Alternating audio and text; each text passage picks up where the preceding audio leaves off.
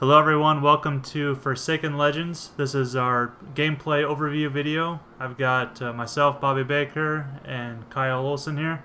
Howdy. And we wanted to show this game off to you, talk a little bit about what it is, what kind of game it is, and then do a little breakdown on all of the core features.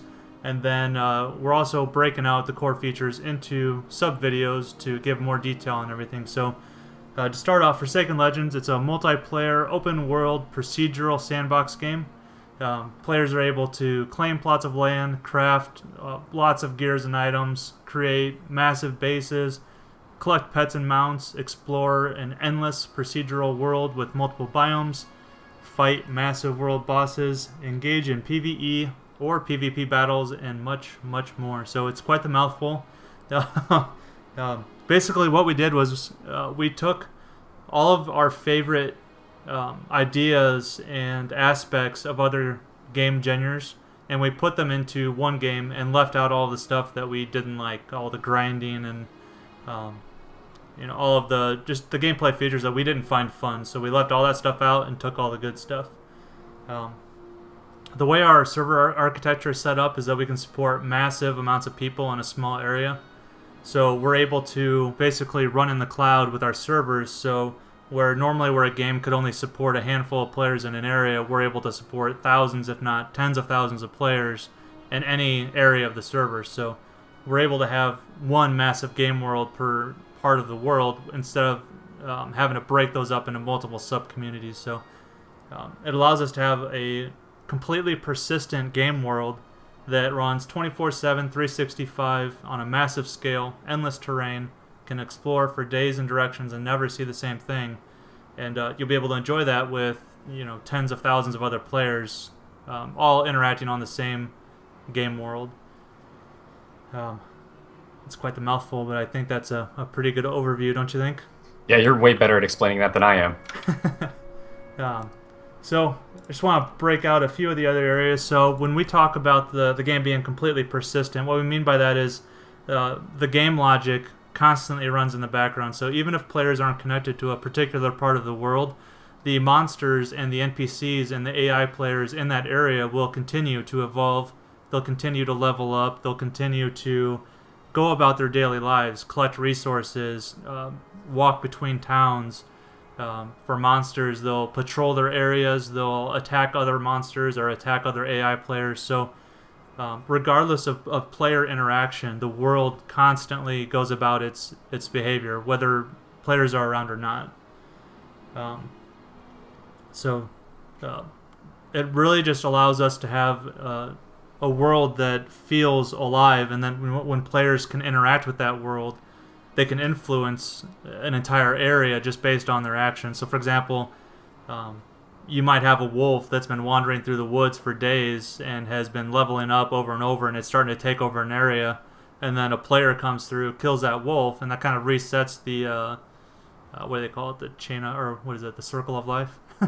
Yeah, the food chain. Yeah, food chain. So it kind of resets the food chain for that area, and the deer and things like that start to grow up in population and numbers and things like that. So it's a whole dynamic system of creatures that just persist and interact with each other on a large scale. For our economy, it's all based on supply and demand. So one town might give you more resources for an item compared to another town if there's an overflux of resources that players are trying to sell in that area. So players will be able to travel between towns that are, again, procedurally generated all over the world and be able to kind of create their own trade empire by finding what resources are valuable in one area compared to another area. So once again, we'll go into these aspects in more detail in further videos, but we just kind of want to give you an overview video for this one, just so you can kind of get a 30,000 foot view of what our game's about, and what you can expect from the game. So as far as crafting and skills and gathering, things like that goes, so we don't necessarily like how you have to gather resources in other games where you have to. If I was in another game, I would come up to this tree over here. We're about to get attacked by a wolf. Oh, wolf. I'll let you deal with the wolf problem while I talk about a tree. So normally in a game, I'd come up here to this tree and I would just right click on it and chop, chop, chop, and I'd get a little bit of wood. So what we want to do is we'll allow you to place a little, kind of like a area of effect spell here. And basically anything that's in that circle will slowly gather resources for whatever it touches. So for example, if I put the little circle effect around this tree, I would slowly get wood resource. If I put it over on a stone, I would get stone resource. So that way you can place a couple of these down around you within a certain radius of you, and you don't have to sit there and hold the right mouse button on a tree just to get resources. We feel that, that's kind of redundant, and sometimes my hand starts hurting. My right mouse button finger just gets tired from just sitting there collecting resources for hours on end. So we're doing away with that grind. The other thing is that AI players will be able to you'll be able to hire AI players that can go out and collect resources for you. So we'll get into that a little further with one of the next videos. But so that's kind of a overview of crafting. The loot in the system, you can see I keep opening my bag here, is all procedural as well. So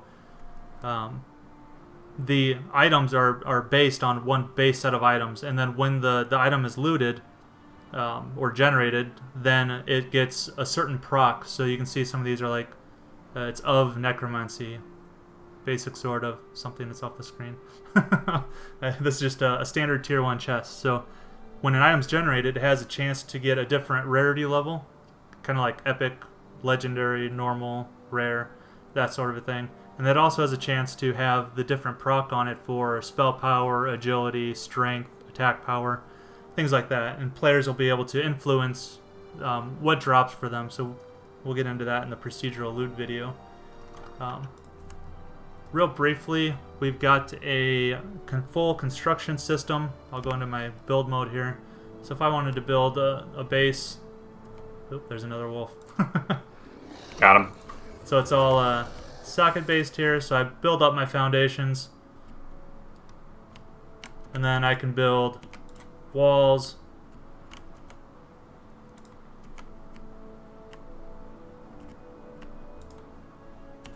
Pillars.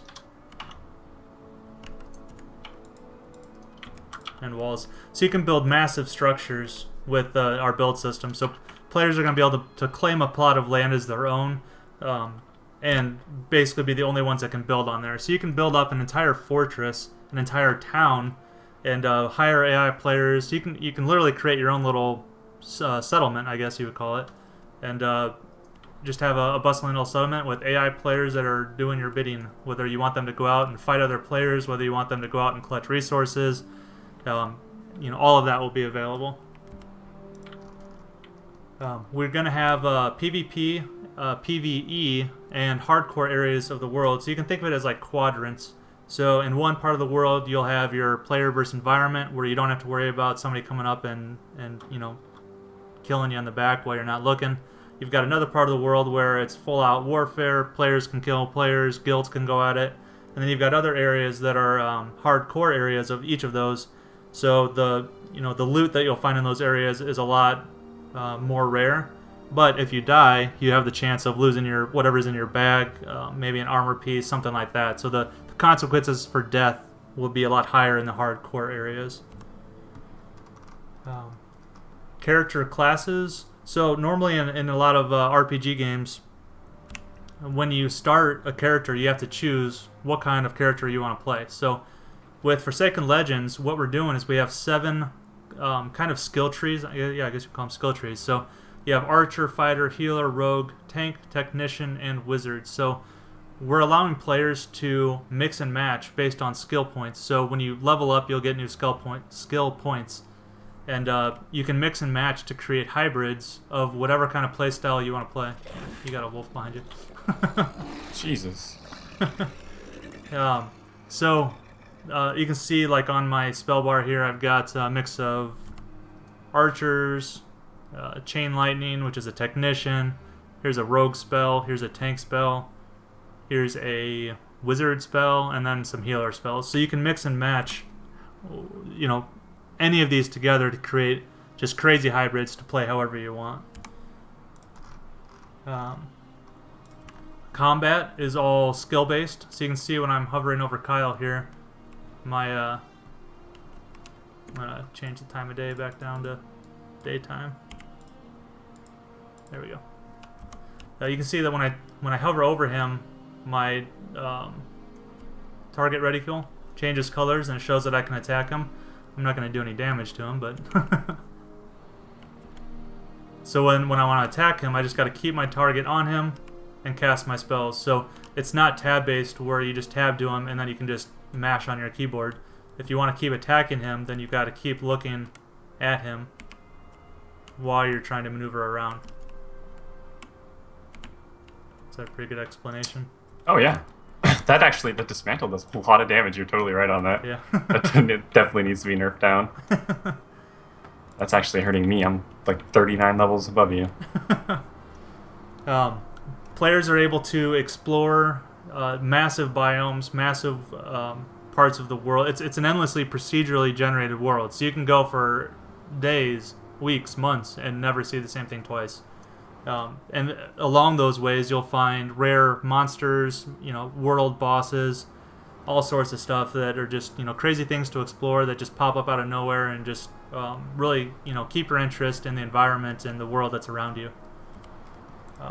We're going to support full raiding and instances, so if you want to grab a party, you got a wolf coming up on you. Yep. If you want to grab a party or a guild raid, there'll be procedurally generated dungeons, so every time you play it, it's going to be different.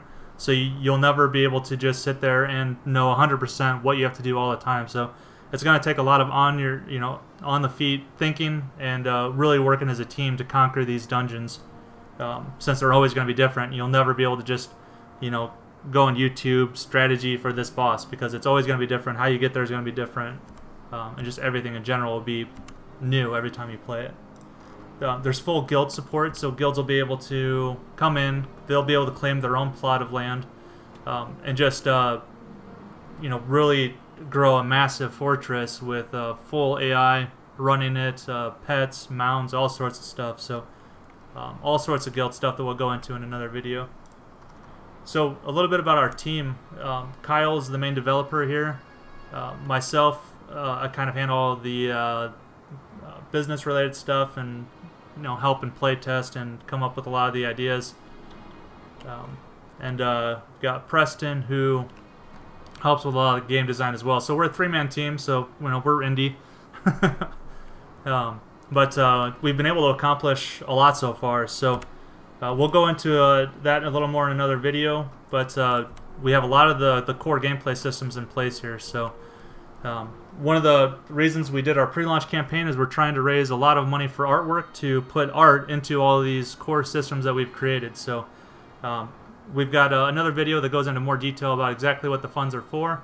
So if that's of interest to you, just check out our pre-launch page, and you'll be able to find more details on everything that I've just covered here, and get a lot more finer detail that I wasn't able to put in this overview video.